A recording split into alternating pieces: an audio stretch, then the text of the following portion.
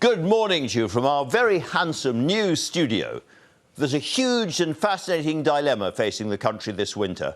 Do ministers listen to the increasingly desperate pleas for help from a big range of industries? Do they offer subsidies for pricey energy, let in more foreign workers in order to avoid queues, closures and shortages?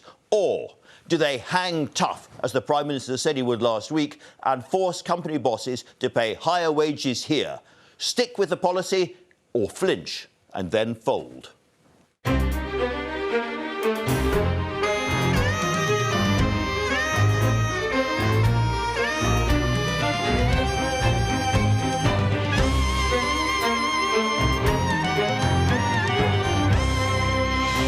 Well, I'm joined live in the studio this morning by both sides of that argument, by the business minister who's been sitting down with the company bosses, Kwasi Kwarteng, and by the founder of one of Britain's big six energy companies, OVO's Stephen Fitzpatrick. Giving a Labour perspective on the world energy market, the Shadow Trade Secretary, Emily Thornberry. And we haven't even mentioned coronavirus yet. It's all over, isn't it? Maybe not. I'll be joined by Jenny Harries, the head of the UK Health Security Agency. And George Clooney's been telling me why he felt a very personal need to direct his new movie. This was a really kind film. It is. It was gentle, and I needed that. And I felt like if I needed that, maybe other people might feel the same way. Kind and gentle film, kind and gentle show. Reviewing the news, Sebastian Payne of the Financial Times and Minette Batters speaking on behalf of the farmers for the NFU. But first, the news headlines with Roger Johnson. Andrew, thank you. Good morning. The Business Secretary, Kwasi Kwarteng, has defended the government's handling of the energy crisis.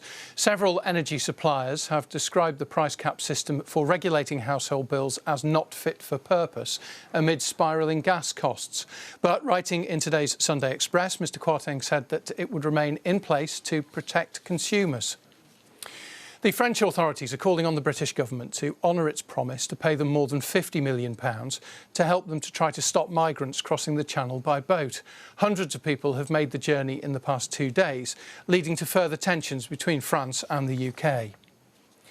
Lebanon's electricity grid has shut down, leaving the entire country without power for the second weekend.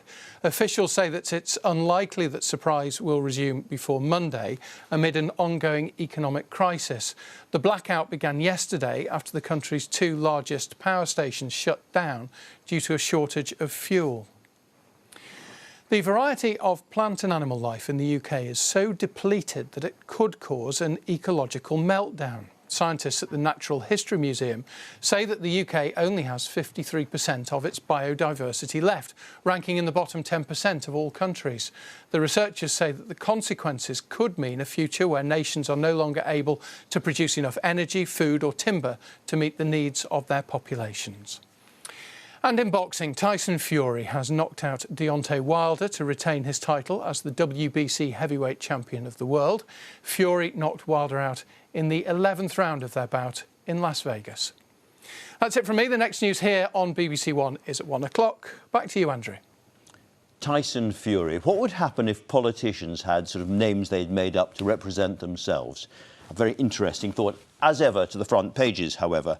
Now, the royal family are all over every front page. There's been some very heavy briefing going on. There's the Sun on Sunday. No way back for Prince Andrew, it says. Prince William sees him, it claims, as a threat to the monarchy. The Sunday Times has a similarly big briefing story. Met officers are quizzing Andrew's sex accuser, they say. Andrew's legal team apparently going on the offensive. We'll be talking more a bit about that later on. The Mirror has the story about Boris Johnson after the Tory party conference going on holiday to Marbella. What cost of living crisis, it says. The Mail on Sunday has the same story on its front page, and inside a rather more friendly pro-Johnson take on all of that. He's very, very tired. They say he's been working very hard. The Sunday Express our big story of the day, which is the energy prices. We will keep you warm during the winter, says Kwasi Kwarteng, the business secretary who is joining us later on the programme. The Observer has a different take on the labour shortage story that we've all been talking about the last week. It says a nursing crisis is sweeping wards as the NHS battles to find recruits. And then finally, on a different story, the Sunday Telegraph, the Irish border. Remember that story well? Boris Johnson faces a fresh Brexit clash with judges, apparently. Now then, I'm joined by Seb Payne and Minette Batters, as advertised, as promised. Seb, let's start with you. The gas price story is probably what most people at home are thinking about this morning.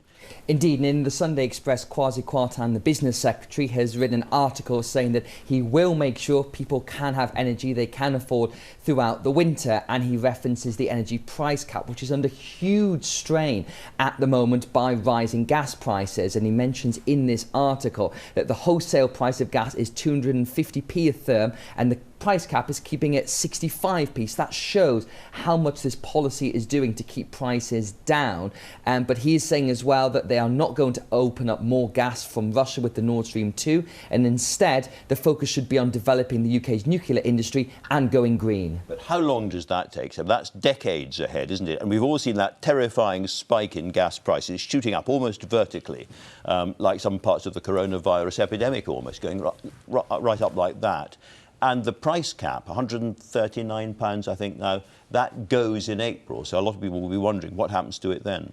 Exactly, and I think that at that point, it's obviously going to be reviewed when you look at the wholesale price of gas. But really, this whole thing is quite odd because the price cap was a Labour policy. It was when Ed Miliband was running for Prime Minister in 2015, he pledged that cap, and it was brought in and pledged by Theresa May in 2017. And now the Conservatives are heralding it as something that is helping and protecting the consumer. I think the cap will inevitably have to be raised when it comes to that review point. But the fact is, for the moment, the government is hanging tight, and this is going to be very difficult for energy companies. Absolutely, and we're ahead of COP, the great climate change conference in Glasgow coming up. And ahead of that, we're told the government wants to introduce all sorts of new green levies and move the levies from electricity onto gas to force people to get away from gas. Now, that's a very, very provocative policy. I think the New Statesman has had a really pretty comprehensive leak of what's likely.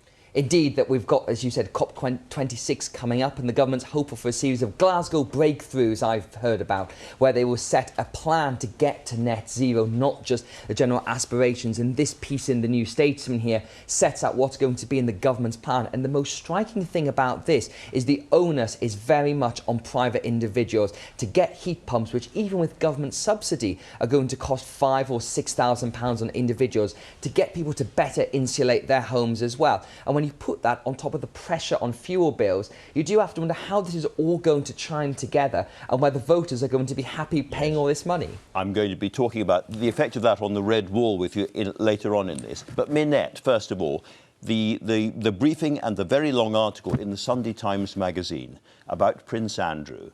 I don't think I have read such a personally aggressive piece anywhere for a very, very long time. Members of the royal family, unnamed quoted, courtiers, unnamed quoted, and it really is a pretty devastating picture of him, isn't it?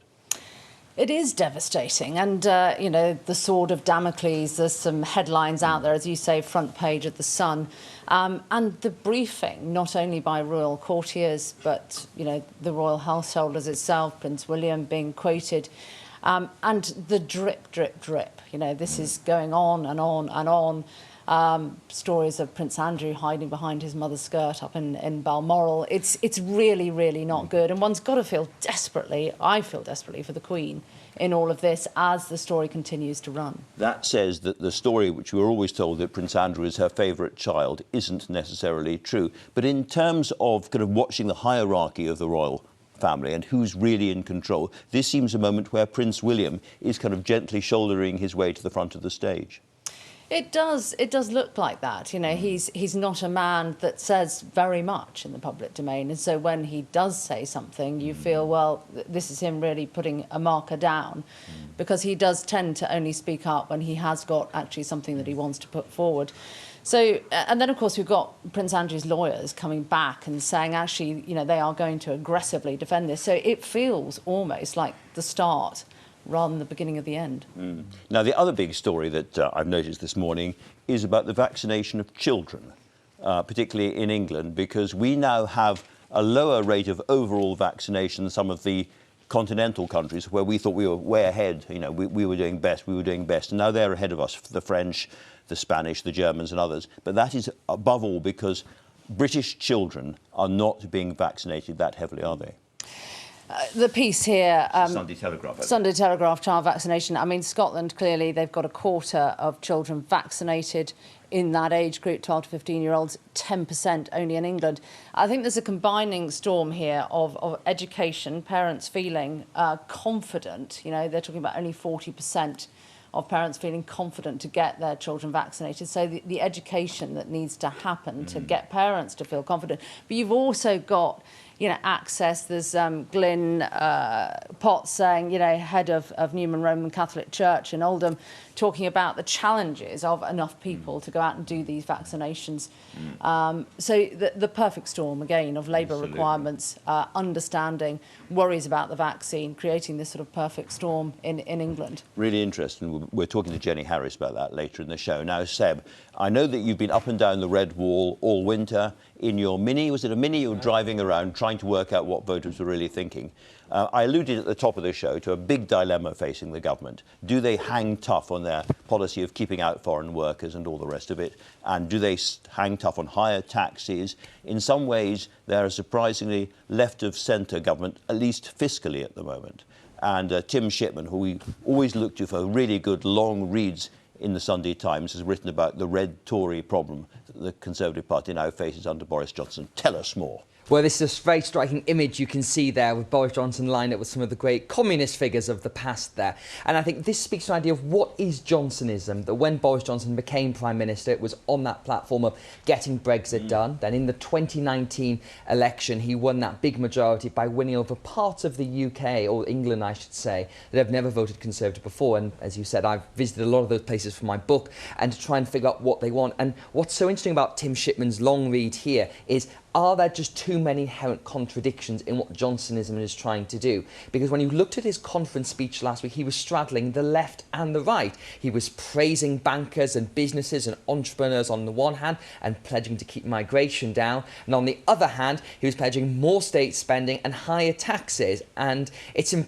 something we've not seen for quite a long time in British politics. You were at the Tory conference. Did you see those strains beginning to appear in sort of late-night parties and conference scenes that were around the place? You did, actually, that you could see. It was really, in some ways, tax was the dog that didn't bark at Tory conference. I thought that, yes. But if you spoke to people after a couple of glasses of champagne that was flowing very much in Manchester this year, you could see they are unhappy. Many Tories in their hearts are not Johnsonian. They are low tax. They do want a smaller state. But they do also realise this is what they need to do to keep onto the Red Wall. And I think it's probably true because in 2016, 17 and 19, big parts of England voted for lower migration, and that's what he's going for.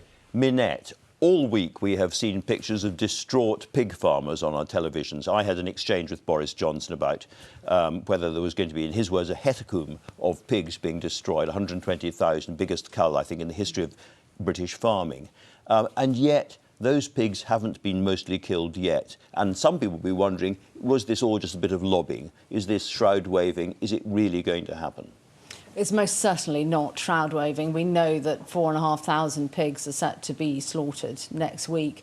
And this is a very, very challenging situation for pig farmers. Indeed, we are potentially looking at the end of the size of the pig farming structure that we have in this country unless we sort it.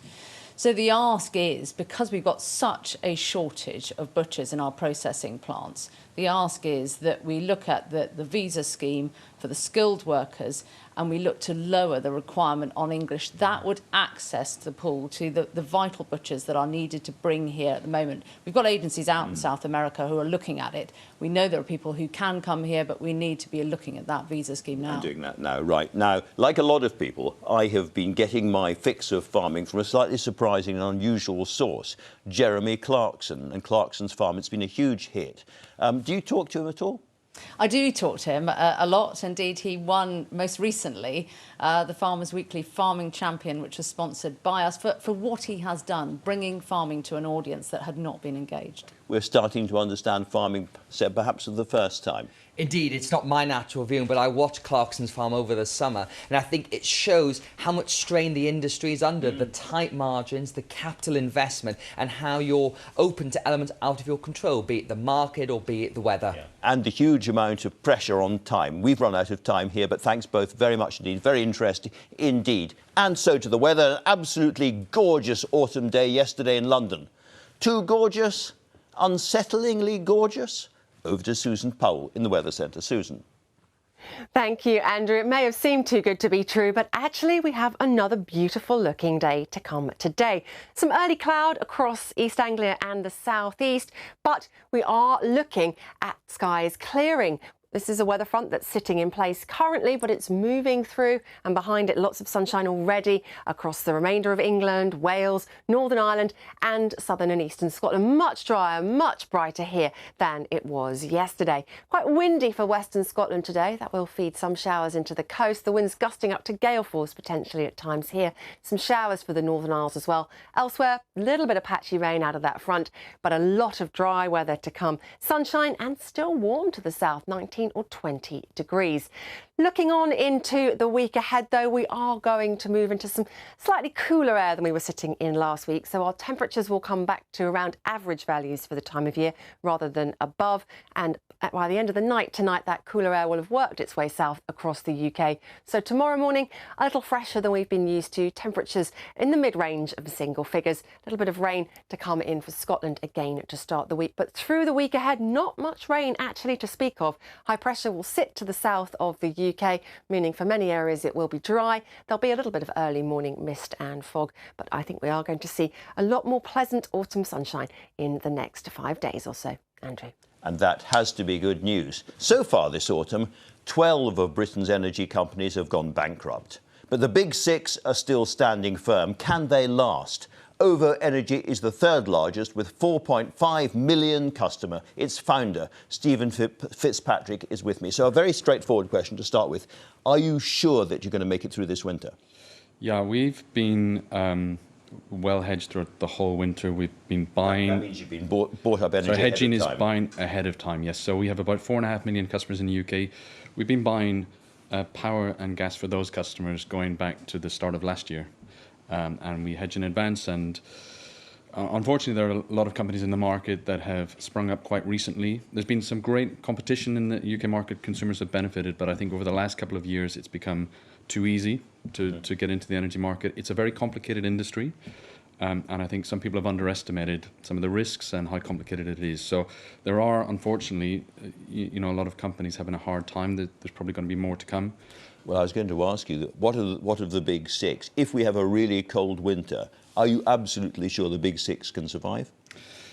There are lots of different scenarios, and at the moment the big issue is not about the temperature and how cold it is, because we can look back in time and say this is how much energy we use at different temperatures and so on. Right. The big uncertainty we've got at the moment is around the price, and as you've already discussed, prices are up 1,000% already in 12 months, and it's I'm sorry, really I'm going to come warm. back to that original question. In those circumstances, those eye-wateringly high prices and no sign of them coming down, are the big six definitely going to survive? Andrew, I mean, nobody comes on television and says that they're absolutely, definitely anything. But what I can tell you is that there are some energy companies that have not been well hedged, not been well run, and they're suffering. And I think for most of the larger energy companies that have been through this before, I mean, in the very first year that OVO was founded in 2009, energy prices doubled in the first 6 months. So we have been through this kind of thing before. I guess the reason I'm pressing this is there's a system called the supplier of last resort. So if a big company goes down, then it passes to the next company and they pick up the customers and so on. But if a really big company with millions of customers went down, would that system of last resort really be robust, resilient and reliable? There's also a backup system called special administration. It's basically the government move in. Yeah, Ofgem take over the running of the company. And I think in terms of a very, very large system failure, that's probably what would happen. Because some of the energy analysts says that if a really big company goes, then that system in turn won't really be robust enough. The government are going to have to put in quite a lot of money to keep the industry going. The situation we're facing at the moment is that the price cap which we've discussed, is protecting consumers from this enormous and unprecedented spike in energy prices. Consumers are being protected, but at the moment, if we buy gas and electricity on the wholesale market, energy companies are losing a lot of money for every unit they sell. So if a company were to go out of business and then another energy supplier takes over those customers and then has to buy that energy, they'll be selling it at an enormous loss. So that's a huge loss. So every time you expand at the moment, it's a loss. Because a lot of people think that your company might be looking at taking over Bulb. So we are very focused right now on our customers. We've hedged well ahead, and we're hedging again into next summer and even into next winter. We're ready to do what needs to be done. The way that the solar process works, Ofgem runs an auction and then appoints somebody to take over those customers. The one thing I would say is that when we hear about the no bailouts for the energy sector and so on, and the industry will have to take care of this, what that really means is that the cost of the failed energy companies gets passed on to other consumers. So it doesn't just disappear. It sounds to me as if you are not keen to take over Bulb right at this moment. I would say that we are looking at and preparing for lots of different... of which that might be one of them. There's a lot of different scenarios. And of course, large energy companies and small energy companies right now, we're all preparing for anything that might happen. If a supplier with, say, more than 1.5 million customers goes under, are you sure the last resort system works? The biggest constraint will be around our ability to buy the gas and electricity in an open market. So there is a point where you need to buy so much gas and electricity for those customers, 1.5 million, 2 million customers, that you'd be pushing the price up by buying in the market. And that's where having a longer period of time to manage that would be better. In any case, I would say the one thing to reassure everybody on, in terms of consumers, in the state of the world that we see at the moment, there's really nothing consumers need to worry about in terms of the lights going out this winter, there not being enough power. That's not going to happen. No, and then also, because of the price cap, they are protected from the worst of all of this. In the end, is taxpayers' money going to be needed to keep the energy supply system working? So I would say when you look at whether it's taxpayers or consumers' money, there is going to need to be a higher price that we pay for energy over time. I think probably what's best for consumers is to see that smoothed out. It's not that we can somehow magically subsidise or make energy cheaper, but it's a good idea for that to be smoothed out so households can prepare for it. If you talk about the consumers paying, what that really means is that everybody's paying the same. And what that means is lower income households end up paying a disproportionately high amount. If we pay for it through the tax system, which is a progressive system, wealthier people of society end up paying more. So I think the one thing I'd like to say is that what we really need to see from government is them to take a look at what's going to happen in a cold weather scenario. We have some really welcome policies, the household support scheme, I think it's £500 million that was announced last week, but that really needs to be maybe 2 or 3 times bigger to prepare for a cold winter scenario. So up to now, we've been talking about, as it were, individual consumers, households. What about the big energy-intensive industries, the cement makers, the steel makers? They've been in to see the government this week, and they say, cap for individuals, cap for us too. That's what we need to survive. So I'm not an expert on energy-intensive industry, energy policy, but I think there is only so much money to go around, and we have to put the lowest income households first. After that, for sure, we can have a discussion. But anybody that's buying caps for industry, a possible idea? I think if you're a large energy user, you should be hedging for your demand ahead of time. And I think what we really need to look at, more than the very, very short-term impact, we're going to be hosting COP26 in 3 weeks' time, and we need a longer-term energy policy. And the ask that I've got for the government, as well as more support for lower-income households, is that we really need to have an energy policy that's going to span the next generation. It cannot be decided on a 4-year electoral cycle. There will be people watching, Stephen, who say your company had more than £1 billion of turnover last year. It's a really big company. Why should the taxpayer help companies like yours? So let's be clear. We're not asking for or expecting any taxpayer support. Our revenues last year were like 4 or 5 billion. So it's I'm so sorry. That's great. That's a few billion out. But last year, I mean, I think the COVID experience last year was a really good example of just how far the energy industry has come and how much it's changed. Very quickly, we were able to work with government, with our regulator Ofgem, and come together and put in hundreds of millions of pounds of support for low-income households. OVO alone put up £50 million of debt forgiveness and extra credit for customers to make sure that they weren't without power and gas during COVID. We need to work with government again, and I think we need the Treasury, we need BEIS. In fact, one of the things I think we really need to start to look at is a dedicated Department for Energy and Climate Change. We used to have one. We no longer have a government department whose job it is to help manage the energy transition. And it's the biggest challenge we face in our time. Stephen, it's been absolutely gripping talking to you. Thanks so much for coming in. Now then, if you're taking public transport or you're going to the shops, you may have noticed a very big proportion of the people you come across aren't wearing masks anymore. It's almost as if we as a country have decided the coronavirus pandemic is over. But we have much higher rates of infection than many other European countries. I spoke a little earlier to Jenny Harries, who used to be Deputy Chief Medical Officer, and she now heads the UK Health Security Agency. She says one of the biggest current threats is flu, and we could have up to 60,000 deaths.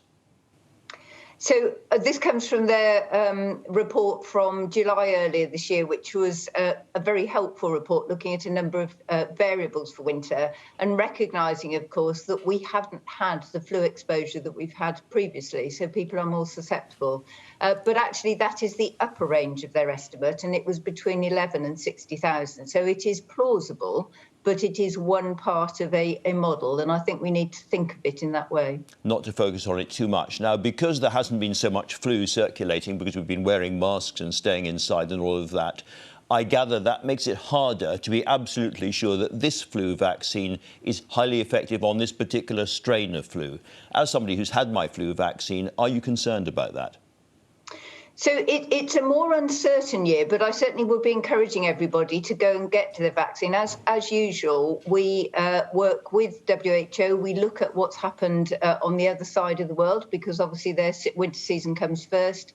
And we have a multi-strain vaccine, so it will be two influenza A's and 2 influenza B's. But there is a slightly higher degree of uncertainty around that, partly because we've had such few cases, and partly because individuals' health-seeking behaviours, if you like, have meant that they perhaps haven't come to be tested as much, and therefore we won't have so many samples on which to base that decision. So without scaremongering, we are a bit more vulnerable this winter. Yes, I think the important messages here is this is probably the first season where we will have significant amounts of COVID circulating as well as flu. People's behaviours have changed. We're mixing more. Winter weather is coming along. Everybody's going into enclosed spaces. And we do know from the small amount of data that we've had previously that people are at more significant risk of death and of serious illness if they are co-infected with flu and with COVID. And that doesn't seem to be, from our studies, a fact which many of the public understand. Well, let's talk about COVID if we could. We've still got quite a large number of cases, about 40,000 or so each day, and yet that is less than half of what we were being told back in July. Why are we doing so much better, as it were? Well, we've obviously had extremely good vaccine uptake, and that is now preventing very significant amounts of hospitalisation and death. It's over 90%, whichever vaccine you've had, effective against those particular outcomes. But I think the important thing here is each of these models, it's a scenario, a possible scenario. And in fact, we are tracking along one of those scenarios fairly steadily. And probably the difficulty is at this point in the pandemic, it's one of the most difficult times to predict what will come. We have different levels of vaccination. We have a little bit of immunity waning in those in older individuals, which is why we're now starting to put in a COVID booster vaccine. We have slightly different effectiveness in different vaccinations that have been provided. We are running at 120 deaths or so a day. Have we decided as a society that that is an acceptable death rate? So clearly we've got large vaccination programmes ongoing, we've got significant testing. This isn't how we normally treat an endemic disease. So I think the answer to that is very clearly no, we're taking it extremely seriously. But it is important to remember that for an average flu season, it's about 11,000 deaths a year. It's somewhere between 4,000 to 22,000 over the last 4 to 5 years. So we are starting to move to a situation where perhaps COVID is not the most significant element, and many of those individuals affected will, of course, have other comorbidities, which will make them vulnerable to serious illness for other reasons as well. You mentioned the amount of COVID passing around children at the moment. Now, in England, there's 204,000 children absent from school at the moment. I think that's about 3 times the normal for this time of year.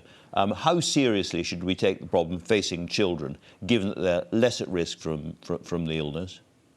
So, as you say, the critical point is they are less at risk, but that doesn't mean we shouldn't take it seriously. And I think there is a really important balance here, which I think has been well articulated in the media, of how significant the impact of not being in school is. So this is a balanced position. I think the other important thing is that whereas a child with COVID should not be in school, there have been many steps taken to ensure that for most children they can be. And I think important statistic is 99.9% of schools are open. So most children can attend and most will be continuing to benefit from that education. Do you think that children should be wearing masks in school? So I think I wouldn't put that at the top of my list of measures. I think the important thing is we should make sure children aren't in school if they are actually infectious. We've got a very good testing programme, and we know that at the start of the term we expected to see a surge in cases. I think this is really important. We saw a surge in cases as they were detected as children came back. It dropped down a bit, and then we've seen another surge. Dr. Harries, you were talking about variants and the Delta variant a little while ago, and I can remember a year ago we were all obsessed by is there going to be an Epsilon variant, and variant after variant after variant being more deadly and more infectious than the last one. But Dr. Gilbert, who knows more about this than probably anybody else, she doesn't think that's going to happen. She says we normally see that viruses become less virulent as they circulate more easily. No reason to think they'll be different this time round. If COVID changes its spike protein so much it can't interact with the receptor, then it's not going to be able to get inside the cell. So there aren't very many places for the virus to go to have something that will evade immunity but still be a really infectious virus. In other words, stop worrying so much about the next variant. Do you agree with that?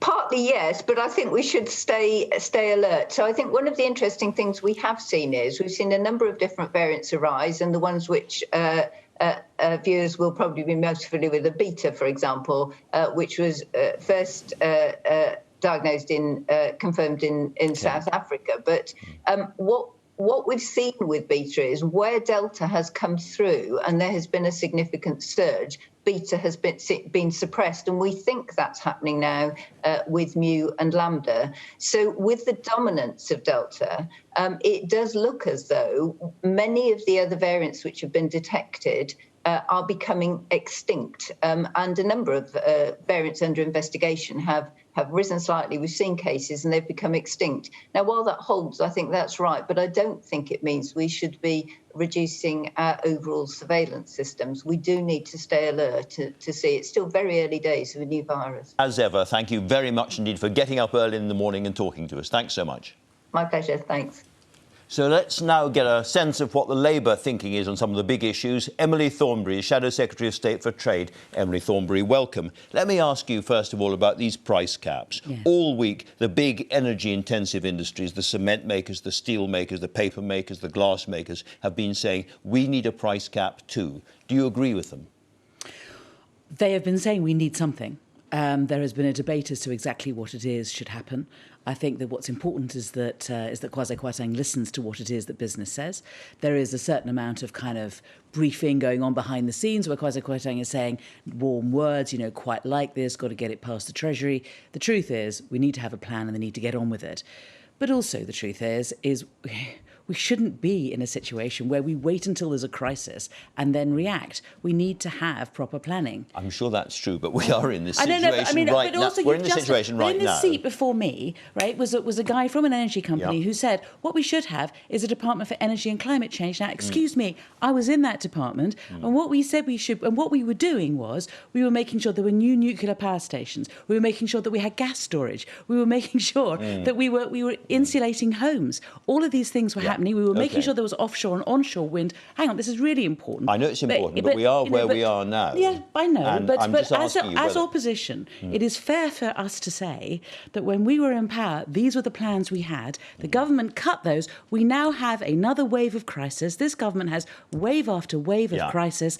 And then I'm asked to come on and say, well, if you were in this situation, what would you do tomorrow? And I think it's only fair to make that point. Sure, but it's also only fair for me on the other side of the table to ask whether you're in favour of a price cap for industry. Yeah, and my answer is that what we need to be doing is listening to business, and frankly, if there's a strong case being made, we need to take it seriously. And I hope the next person sitting in this chair will tell you what his plan is. Yes, but you can't tell me yes or no to that. I can tell you that question. we are having meetings with industry, and we are considering what the best way forward is as far as we're concerned, but we also want to make the point that we should not be in a position where we're always having to respond at the very last minute to crises. And then for the government to be saying that it's all part of a cunning plan, you know, there are all these people queuing up at petrol stations, shortages in the supermarkets, all part of a cunning plan, and they want to change Britain, is the biggest example of chutzpah I've heard for a very long time. Well, here's another thing where I think you probably can give me a clear answer. The so-called green levy. So that's the levy on bills,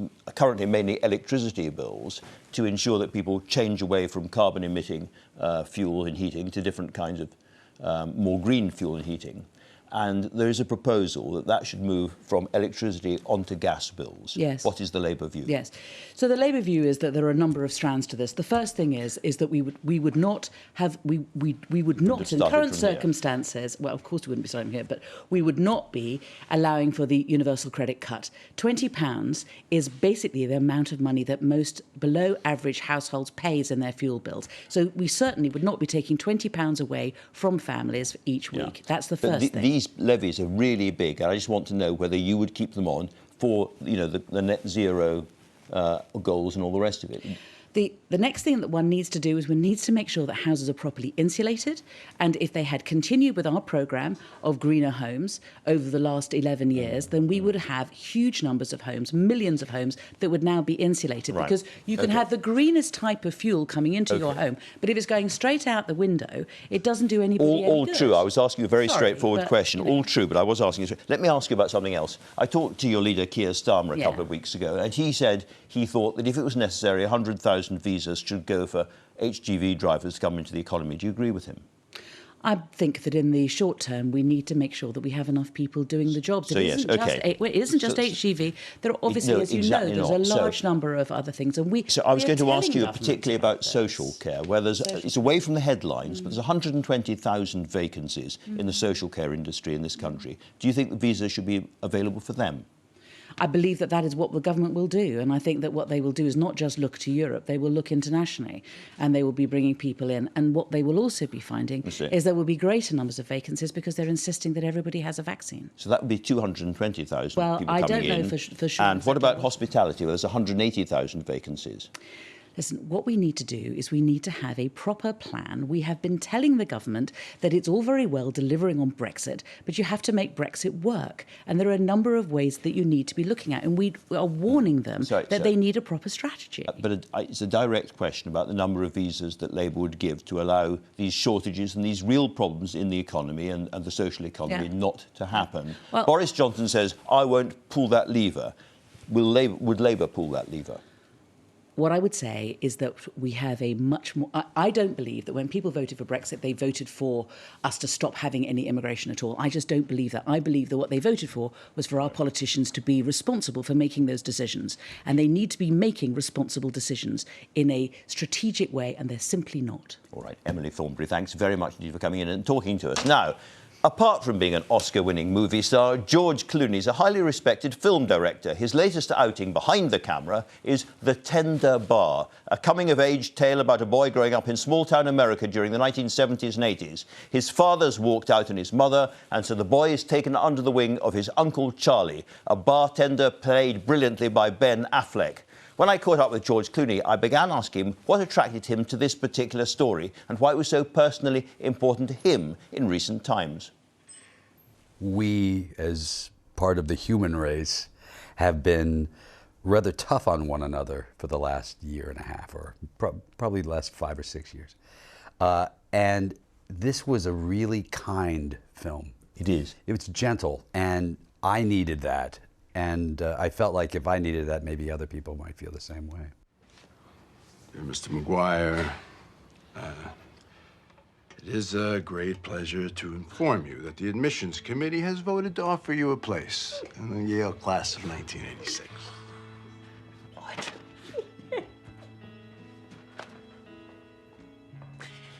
I'm also pleased to notify you that your financial need has been met. If you trigger me, I'll kill you. Read it.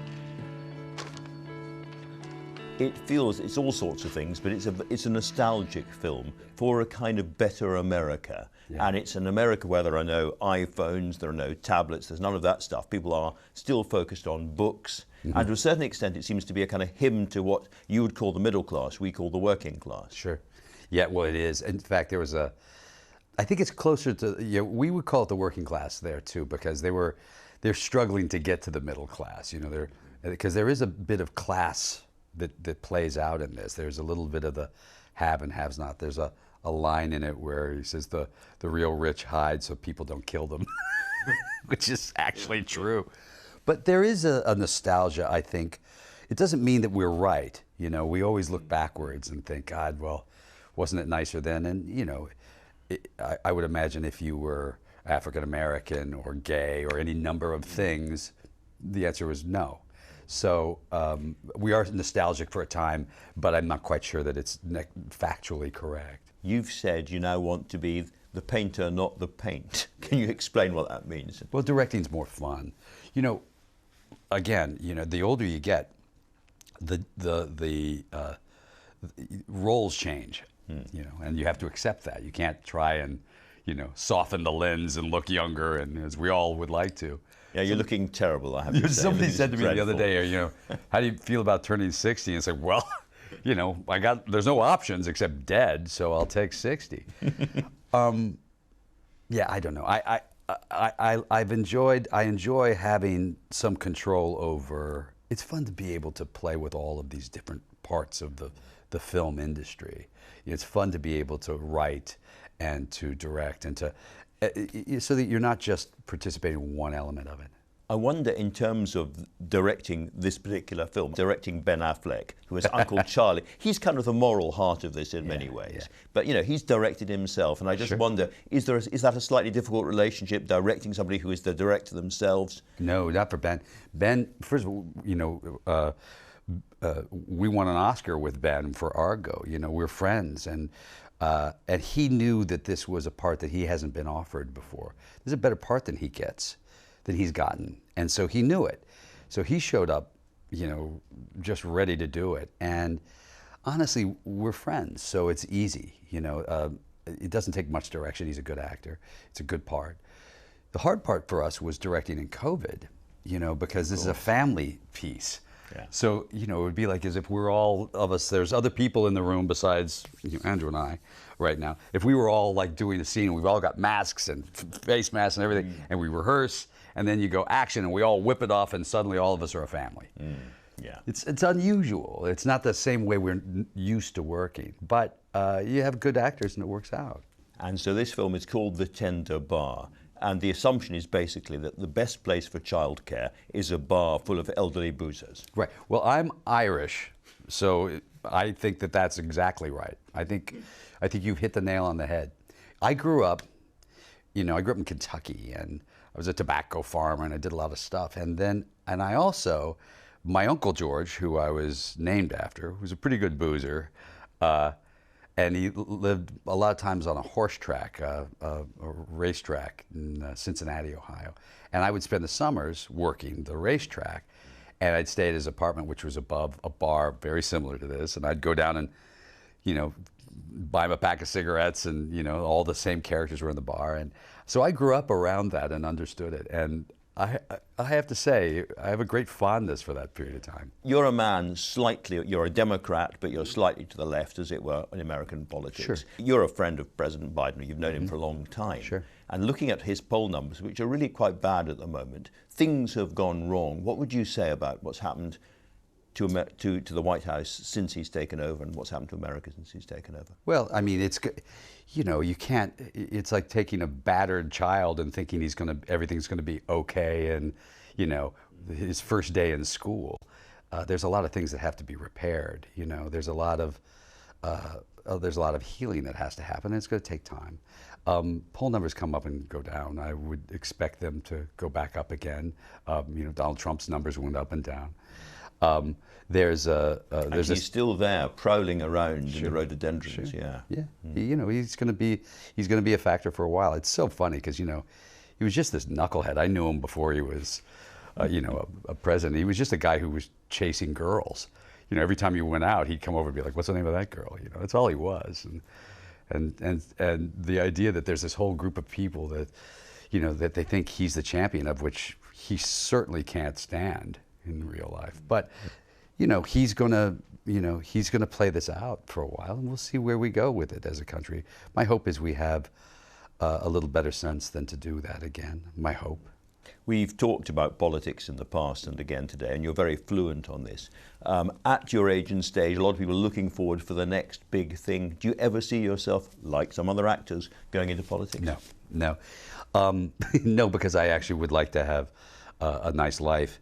I turned 60 this year, you know, and I had a conversation with my wife, and I said, you know, we're working a lot, as we both do, and I said, we have to think of these as the halcyon years. You know, if we have our health, which we do, knock on wood for a minute, and I'm 60 and I can, you know, still play basketball and still do the things I love. But in 20 years I'll be 80, and that's a real number. Doesn't matter how much you work out, doesn't matter how, you know, what you eat, you're 80.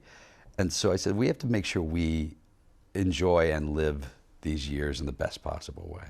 So coasting quietly into a period where you do almost nothing at all. Exactly. Well, listen, instead of doing 3 jobs a year, I'll do 1. Because you can't, I mean, you, I think, must agree, even the slowing down and enjoying your life, not working would really be a bummer. It really would. You're absolutely right about that. George Clooney, thanks very, very much really good for talking to us. It's always good to see you, man. Really good. George Clooney, and The Tender Bar debuts at the London Film Festival tonight. It's going to be released on the 17th of December at selected UK locations, and then on Amazon Prime Video from the 7th of January. Kwasi Kwarteng, the business secretary, has spent much of this week closeted in crisis meetings with the companies using the most energy in Britain, the steel makers, pharmaceutical companies, cement makers, paper makers, and many, many more. Mr. Kwarteng, very straightforward question to start with. They say that they want a cap on energy prices, just like consumers have. Are they going to get one? What we are providing is a huge amount of support, as we have done over many years with the energy intensive users schemes where we support industry. And the other thing I would say about this, Andrew, is that only this summer we had an issue in terms of extending the steel safeguards. And I work very closely with Treasury colleagues and also Department for International Trade colleagues to extend those safeguards. And as you know, I'm very, very focused on protecting our industries. We've been hearing industry bosses all week saying, if we don't get a lot more help, my factory will close, there'll be this shortage, there'll be that shortage. Straight question, do you believe them? I think it's a critical situation. Clearly, you know, I'm speaking to industry, as you've said, all the time. And high gas prices, they've quadrupled this year, are making an impact. And that's why I'm, as you say, speaking to people, listening and trying to work out a way forward. Now, we read that you've asked for billions from the Treasury, either for a price cap or for some kind of winter help for industry. Is that true? I have not asked for billions. We've got existing schemes. I'm working very closely with Rishi Sunak, the Chancellor, to get us through this situation. I think he showed a great deal of flexibility when he allowed £500 million to be dispersed by local authorities for vulnerable consumers. And we're working to see what we can do in terms of protecting industry. So no extra help at all for energy companies? Well, that's a separate issue. There are energy suppliers. So you're quite right. I've been very clear that we're not going to bail out failing energy suppliers. Right. Typically, as I've said before, between 5 and 8 companies leave the market every winter. So same question about the energy-intensive companies, the steel makers and so on. Is there going to be extra government help for them this winter or not? As I've said, we are looking to find a solution. I mean, they're different from That sounds suppliers. like yes. No, it doesn't sound like yes at all. We already have existing support, and we're looking to see whether that's sufficient to get us through this situation. But you've been told that, you know, major factories, major production centres might have to close this winter. You used to poo-poo the idea that we're going to go to a 3-day working week or back to the 70s or any of that as scaremongering nonsense. But it is beginning to look as if the situation is really quite serious. I think it's a challenging situation, but as I've always said, the energy supply is not an issue. We've got security of supply, we've got flowing sources of gas, and electricity. We've got a diversity in terms of our electricity generation mix. We've got a bit of nuclear, we've got renewables, we've got gas.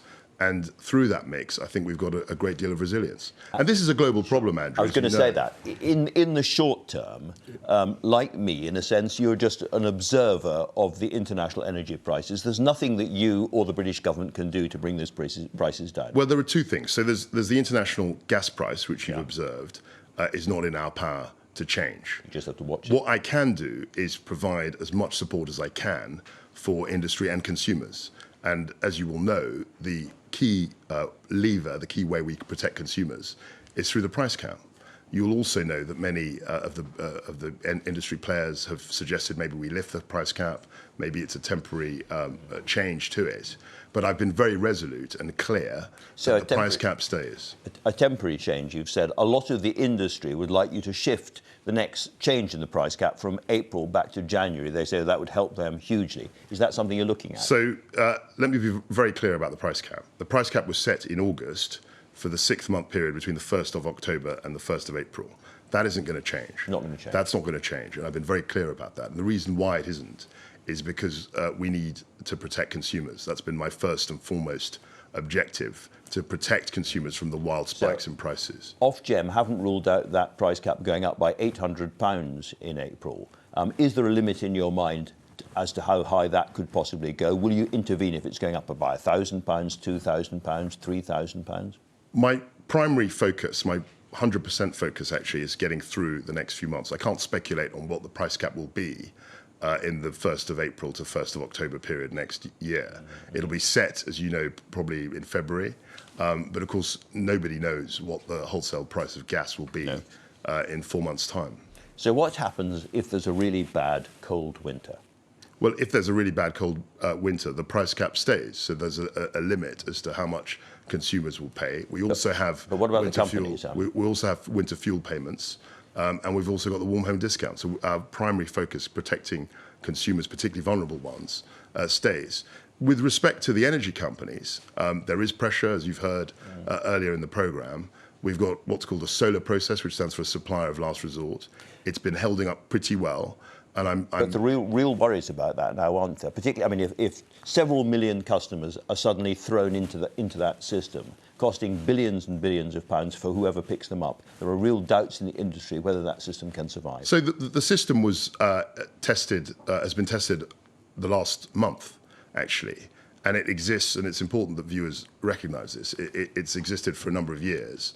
And typically 5 to 8 companies leave the market every year. This year, as you say, there have been more, and the system has been pretty robust.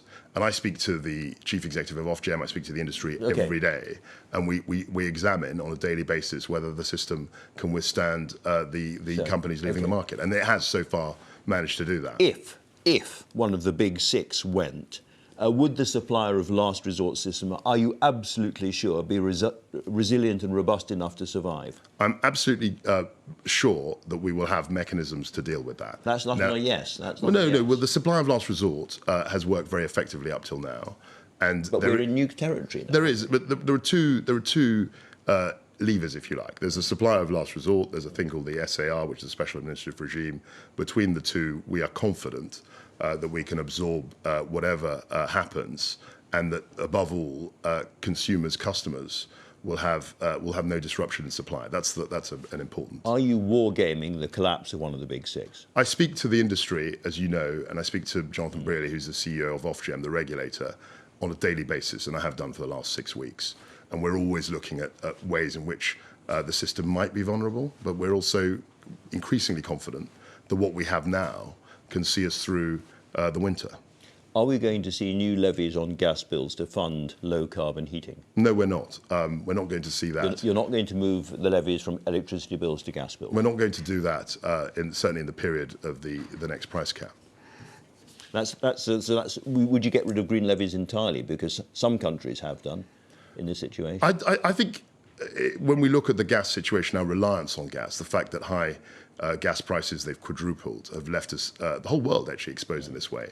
I'm one of those who thinks that we need more renewables. We need to double down on the energy transition. We need to invest in hydrogen, as we're doing, and get a better diversity of supply away from fossil fuels. And that's exactly where we're going.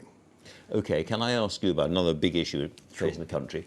Of the 5,000 HGV visas that the Prime Minister announced, how many people have actually applied for those? Very few. And you know the number? I think it's probably double digits, but I'm not sure the exact number. Is it 27 or 30? I think it was reported at 29 at one point. Yes. So it's 27, I beg your pardon. You were right and I was wrong. 27. Okay. But almost none compared with what we need. So my question is, what happens now? So it's a very interesting point. So the reason why the visa hasn't been taken up is that there's a shortage right across the world, actually. I mean, I was just reading an article about the US where there's a huge shortage of drivers. There's a huge shortage, pressure on the supply chain. And the reason why people aren't coming is that there are shortages in their own country. I understand the reason. I'm just wondering what we're going to do about it as a country. I think the main thing, and Grant Shapps has been very clear about this, we're actually attracting more and more people, British people, to the HGV driver, to that profession. More and more people are applying. And I think that's the key. We've got to train people in our country with the skills to do those jobs. We were told 5,500 poultry worker visas have also been allowed. Do we know how many of those? I don't know. I mean, with poultry is probably a DEFRA issue, different department. But I can certainly get back to you on the data. All right, thanks very much. Let me ask you about another thing. You've got a big decision coming this week on your desk, whether or not to approve the Aquin cable project in Portsmouth. Now, since Aquin started that project, it and other associated businesses owned by Russian Viktor Fedotov have given £700,000 to the Conservatives, and the public face of Aquin, who's Alexander Temerko, has also publicly donated over £700,000 to the Conservatives. If you approve that deal, surely you have to give the money back. So the way in which these deals are done, we rely on official advice. So as Secretary of State, I will get official advice as to whether to approve or reject the application. And I will be guided by that advice. It would be preemptive for me to say which way. You have said you're in favour of this in the past, haven't you? I've said, and therefore some people say, are you the right person to take? I've never commented on this specific project. I've said very broadly that I'm very much in favour of more interconnectors because they can actually get electricity sources of power cheaply from the continent. And in many cases, it helps with our decarbonisation, because certainly in France, a lot of that power is generated through nuclear power. So broadly, I'm in favour of interconnectors. I haven't said anything about this. Okay, two tranches of £700,000 from two Russian businessmen into the Conservative Party, after which they get a deal that they really want. That doesn't look great. Should you not, I ask again, give the money back? I think you're confusing things, because I've said... I think you are. Well, forgive me. No. I've said very explicitly and as clearly as I can, and I'll say it again, I will be relying on official advice. The officials have not been compromised or been funded by these businessmen, and they will have an objective view, and I will be strongly guided by it. OK, final question. Are you absolutely sure the lights will stay on this winter? Yes, I am. All right. Kwasi Kwarteng, thanks very much for coming in and talking to us. Thanks all my guests, and of course to you for watching. I'll be back here in the news studio at the same time next week, but until then, goodbye. Thank you.